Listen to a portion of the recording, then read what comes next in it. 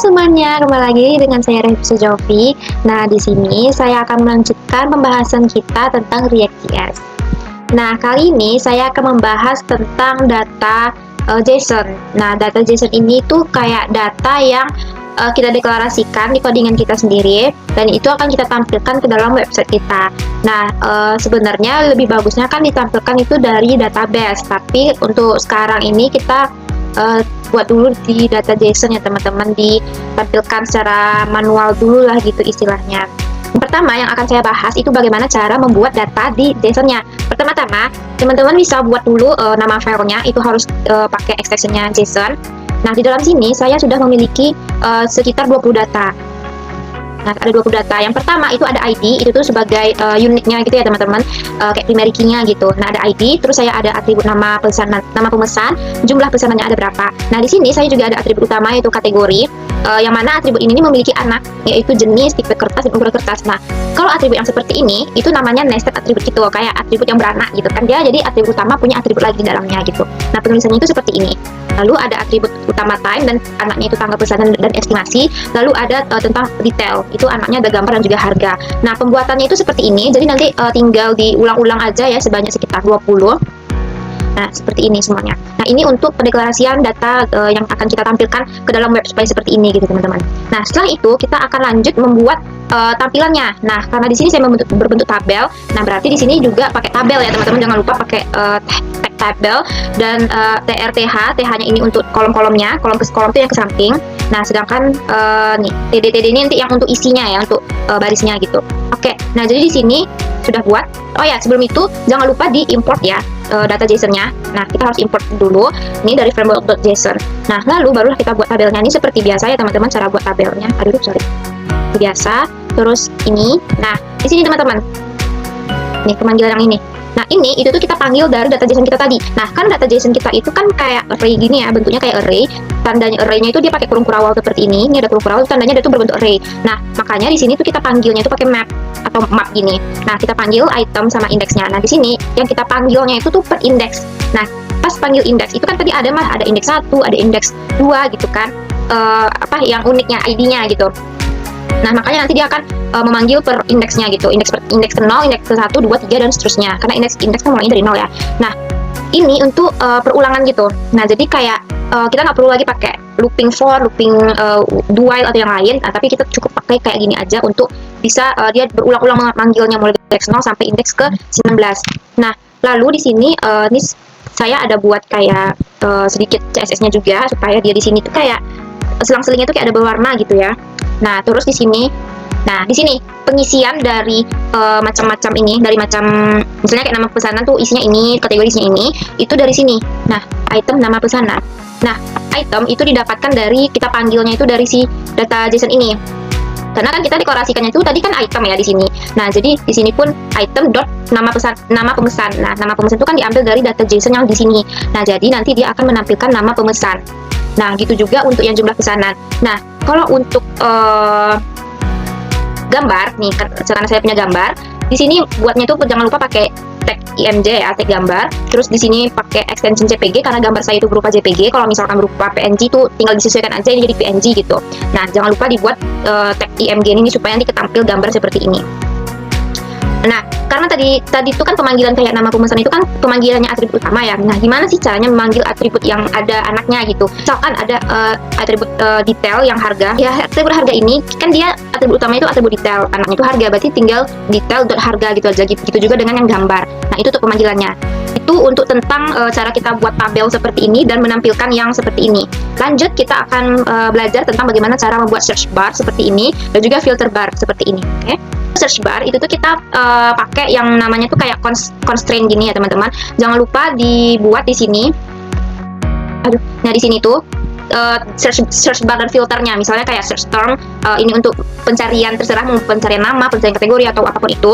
Lalu ini ada selected kategori karena saya filternya tuh berdasarkan kategori, dan juga ada select tanggal itu berdasarkan tanggal dia mesan atau ya dia walking gitu ya. Nah lalu di sini ada handle change. Oh, ini nanti akan saya bahas. Nah, lalu ada constraint yang untuk all kategori. Nah, karena saya tadi per kategori ya, jadi dia akan menampilkan dulu semua kategori-kategorinya yang berdasarkan jenisnya. Nah, karena di data tadi kan jenisnya tuh masuk ke merupakan anak dari atributnya kategori gitu ya teman-teman. Ini kalau untuk constraint-nya all kategori. Nah, untuk yang search bar atau untuk pencarian berdasarkan nama, kategori, kalau misalnya kita ketik itu ya tanpa difilter, itu tuh kayak gini aja buatnya teman-teman. Nah, data form ini tuh berasal dari data JSON kita tadi. Lanjut, ini ada constraint untuk filter data. Nah, di sini di filter data ini kan saya akan memfilter berdasarkan kategori dan juga berdasarkan tanggal pesanan ya. Nah, di sini kalau misalkan berdasarkan kategorinya itu udah input atau udah terisi, dia akan masuk ke dalam match search gitu. Nah, kalau misalkan untuk masuk ke match kategori kalau misalkan dia memang ada dari data JSON kita. Terus kalau untuk yang tanggal gitu juga sama kayak kategori. Nah, nanti semuanya itu akan disatukan kan kalau misalkan ketiga-tiganya ini udah kita masukin, kayak search barnya kita inputin, misalnya inputin nama gitu, terus kategori kita kita filter juga, dan juga tanggal pesanan itu kita pilih. Nah, nanti udah digabungin semua, nanti barulah dia akan return atau membalikan nilainya atau menampilkan hasilnya gitu, hasil dari yang udah kita cari ketiga-tiga ini tadi gitu teman-teman. Nah, ini untuk edit dan delete karena saya tuh berupa admin ya, pastinya itu ada kayak tambah data, edit atau delete. Cuman untuk sekarang itu tuh masih belum berfungsi, cuman menampilkan bentuknya aja gitu teman-teman. Lanjut di sini ya seperti biasa ya, ini cuma menampilkan daftar perundang-undangan, tambah data ini untuk yang ininya. Nah, di sini karena tadi kita pakai search bar dan juga filter, nah yang search bar itu kita kan menginputkan sesuatu ya, makanya kita pakai tag input. Nah, di tag input itu tuh tipenya itu text dan namanya tuh search term sesuai dengan yang di atas tadi ya, yang di bagian constraint. Terus placeholdernya ini bisa kayak gini. Nah, bisa ini nggak harus nama atau kategori, bisa yang lainnya juga. Nah, dan juga value-nya itu jangan lupa pakai value-nya ya, isinya itu disesuaikan sama data form gitu. Begitu juga untuk yang select kategori. Nah, yang select kategori ini itu harus dipakai option yang seperti ini, yang untuk menampilkan semua kategori. Nah, ini ada yang all kategori yang di atas tadi kan kita masukin. Terus barulah di sini untuk menampilkan setiap indeksnya. Tadi kan kategori kita ada dua ya, ada yang elegant dan juga klasik gitu. Nah, jadi di sini akan menampilkan kategori yang ada gitu di dalam data JSON kita, jenisnya tuh ada dua gitu. Jadi ini kan seperti yang saya bilang tuh kayak yang kalau map ini kan kayak looping, cuman dia udah nggak over lagi gitu kan. Nah, jadi dia menampilkan itu gitu, kedua-duanya gitu. Nanti akan saya eksekusi hasil jadinya gimana. Nah, itu untuk yang filter berdasarkan kategori. Nah, kalau filter berdasarkan tanggal itu tuh seperti ini juga. Nah, kalau tanggal itu pemfilterannya itu bukan pakai select tapi pakai input. Nah, tapi ini tuh termasuk pemfilteran juga karena dia di sini nggak bisa diinputkan kayak misalnya tanggal 12 bulan 11 itu nggak bisa di tempat saya ini karena ya udah begitu gitu kan. Nah, jadi seperti ini. Ini sama aja kayak tipe nama dan lain-lain. Nah, lanjut ini ya seperti tadi lah ya, yang buat tabelnya, terus ini, nah filternya ini. Oh, ini sama nih, yang ini sama. Nah, ini barulah pemfilteran tadi, ini harus berfungsi ya. Ini logic dari atas tadi, kayak digabungin untuk menampilkan isi data tabelnya gitu. Ini seperti biasa. Nah, ini untuk harganya doang. Nah, ini untuk yang edit sama hapus ya. Cuman ini nanti kita eksekusi nanti pertemuan selanjutnya. Nah, ini kan ada tanda kayak gini, berarti itu tandanya nih if else ya. Kalau misalkan datanya itu ada, dia bakalan nampilin yang di atasnya nih. Tapi kalau dia nggak ada, dia cuma nampilin ini. Tidak ada data yang ditemukan gitu teman-teman. Nah, itu untuk search dan juga pemfilteran. Tadi kan kita search dan pemfilteran itu kan ada 3 ya yang saya buat di sini. Nah, gimana kalau misalkan itu tuh banyak? Nah, itu tuh misalnya ada 10 filter gitu kan yang harus difilter gitu, ada 10 kan nggak mungkin juga ya kita buat satu-satu gitu kan. Nah, makanya di sini tuh kita singkatkan itu pakai handle change. Nah, pakai ini. Nah, ini penulisannya seperti ini, dan juga pemanggilannya itu kita buat handle change-nya itu di bagian sini. Nah, bagian filter atau search bar-nya juga. Nah, di sini. Nah, jadi cukup memanggil handle change aja. Tapi kalau misalkan nggak pakai yang kayak gini, itu tuh contohnya seperti ini bentar ya. Ini contoh dari yang kemarin. Kalau misalkan dia nggak pakai handle change, dia tuh nanti panggilan satu-satu seperti ini, panjang gitu ya ketikannya, kayak set ini misalnya kayak set nama, set tanggal, set kategori gitu. Jadi kayak ribet gitu. Nah, makanya kalau misalkan banyak, kita langsung aja ke handle change gitu. Kita buat handle change-nya seperti ini gitu teman-teman. Lanjut, sekarang kita akan membahas tentang responsive dan juga great design. Nah, di sini contohnya, ini sebelumnya saya contohkan dulu sebelum saya rumus codingannya. Nah, kalau misalkan teman-teman perhatikan, ini kan kayak kecil gitu ya. Nah, kalau kecil tuh dia tampak seperti, tapi kalau misalnya kita full layar, dia tampilnya kan seperti ini ya. Nah, kalau misalkan kita ngezoom sesuatu, dia ini apakah terzoom semua, misalnya ini terzoom, atau dia itu lebih rapi gitu. Nah, coba kalau kita ngezoom ini, dia tuh kayak ikutan bertiga gitu loh di sini. bertiga atau ikutan terbagi gitu di sini. Nah, kalau misalkan kita kecilin, nah dia jadi 3 di sini kan. Tapi kalau misalnya kita zoom, dia akan turun ke bawah. Nah, ini juga akan ikut turun, kan ini harusnya di sini ya, di ujung sini kan. Nah, tapi karena kita zoom itu atau ukuran itu kita besarin, ukuran apa ya namanya, ukuran pixel nggak salah saya, itu kita besarin, maka dia turun ke bawah. Nah, itu dibuat di sini. Itu yang bagiannya seperti ini, MD, yang ada MD lagi, terus ada XL. Nah, ada grid calls. Nah, contohnya grid calls inilah ya, karena ini kan berbentuk kolom ya, bisa dibilang. Nah, grid calls itu tuh dia nanti kalau misalkan kalau misalkan dia biasa aja ukurannya normal, dia kolomnya itu akan cuman satu. Misalkan full layer kan dia kayak gini ya.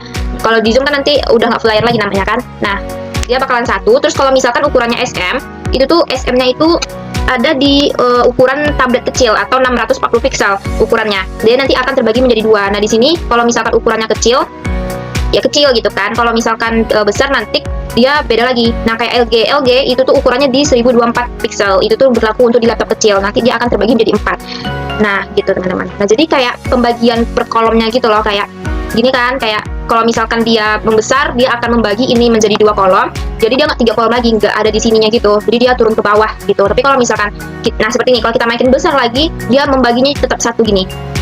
Kalau kita kecilin, nah dia jadi 3 kayak gini, yang kayak saya bilang tadi, kayak kalau grid yang besar itu tuh kan satu doang ya kayak gini. Tapi kalau misalkan yang SM atau SM itu ukurannya 640 pixel, kayak kita giniin sedikit. Nah, ini terbagi menjadi 2, nih sekitar 640 lah mungkin ya, karena saya di sini kurang tahu juga gimana cara membaca pixelnya yang tampilan ini ya. Nah, ini ukuran tablet kecil. Nah, terus kalau LG atau ukuran laptop kecil itu kan dikecilin lagi. Nah, seperti ini. Dia ada 3. Nah, sebenarnya ini kan karena kita setnya itu 4, makanya dia ini kayak ada space gitu kan. Nah, karena nih sebenarnya itu bisa 4 gitu teman-teman. Karena yang punya saya itu cuman 3, jadi makanya ada 3 gitu ya. Nah, oke, jadi kan tadi udah saya bahas ya, yang gimana codingan dari kita membuat data JSON, terus cara nampilinnya dalam bentuk tabel, cara nampilin gambarnya juga, terus juga cara membuat search bar dan juga filter drop down kayak gini. Nah, sekarang saya akan mendemokan hasilnya ya teman-teman. Nah, di sini itu teman-teman bisa lihat kalau misalkan cara saya nyari nama, misalnya nih, saya nyari nama Kiki. Nah, nanti bakalan muncul data yang bernama Kiki. Kalau misalkan saya nyarinya klasik seperti ini, dia akan muncul semua yang ada kata-kata klasik. Jadi dia akan memunculkan data-data yang kategorinya itu klasik gitu. Nah, habis itu kalau misalkan saya buat filternya ini, saya sekarang buat namanya itu misalnya Jasmine. Oh, bukan, ada namanya Jasmine ternyata. Nah, misalnya saya buat namanya Rina. Terus semua kategorinya buat misalkan ini kan kalau di Rina ini kan kategorinya nih elegan. Nah, tapi kalau misalkan saya filter kategorinya itu klasik, dia langsung bilang tidak ada data ditemukan. Nah, kalau misalkan kategorinya itu elegan, baru dia ada. Nah, untuk tanggal, misalkan ini saya hapus, terus dia akan munculkan yang kategori elegan aja seperti ini. Lalu di tanggal, misalkan kita pilih tanggal 12, oh ternyata tidak ada. Misalkan saya pilih tanggal, bentar, oh nggak ada juga, nggak apa-apa ya. Misalkan di tanggal 11.01. Nah, misalnya di tanggal 11.01 oh enggak. Karena ada tombol tambah data, edit hapus, karena ini merupakan web dari sisi admin, makanya dia tuh ada CRUD-nya ya teman-teman. Cuman di sini masih belum bisa digunakan karena di sini cuman saya tampilin kotaknya aja, cuman tampilin komponennya aja, begitu. Oke teman-teman, sekian video dari saya. Semoga membantu penjelasan singkat ini. Maaf apabila saya ada kesalahan. Saya tutup dan saya akhiri. Bye bye.